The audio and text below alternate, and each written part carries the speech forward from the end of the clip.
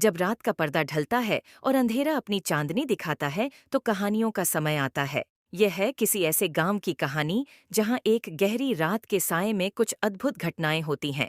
गांव की दीवारों में चिढ़ गई कहानी है कि पुराने गुमनाम मकबरे के पास रात्रि को अद्भुत चीखें सुनाई देती हैं।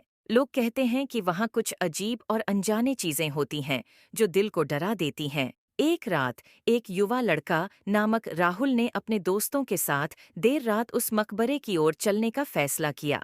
उन्होंने सोचा कि यह एक अनोखा अनुभव होगा जो उन्हें कभी भूला नहीं पाएगा। जब वे मकबरे के पास पहुंचे तो वहां की गहरी रात्रि ने उनके हौसले को कायम रखने में कठिनाई डाली। वे अंधेरे में घुसने के बावजूद डर के अनजाने भावों से लबालब हो गए। एक दरवाजे के पास उन्होंने अचानक एक अजीब आवाज सुनी, जैसे कोई कह रहा हो, मुझे बचाओ, मुझे बचाओ। राहुल और उसके दोस्त घबराए हुए थे, परंतु उन्होंने अपने आत्मविश्वास को हानि नहीं पहुंचने दिया और दरवाजे को खोला। दरवाजे के अंदर उन्होंने एक अंधेरे कमरे में एक पुरानी किताब की रखती एक अद्भुत मूर्ति देखी। मूर्ति की आंखें बद्दी खोजती थीं, जैसे किसी ने उनसे कुछ पूछ दिया हो।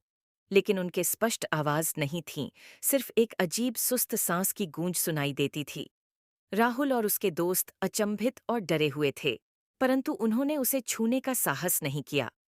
वे तुरंत उस रहस्यमय मकबरे से बाहर निकल आए और वादी की ओर दौड़ लगा दी। उनके दिल में एक अजीब सी डर था, जैसे कोई उनकी खोजते हुए है। लेकिन उन्होंने वहां के कुछ अद्भुत और भयानक चीजों का सामना किया और अपनी जान की कठिनाइयों को पार किया। इस कहानी से हमें यह सीखने को मिलता है कि जिंदगी में कुछ चीजें हम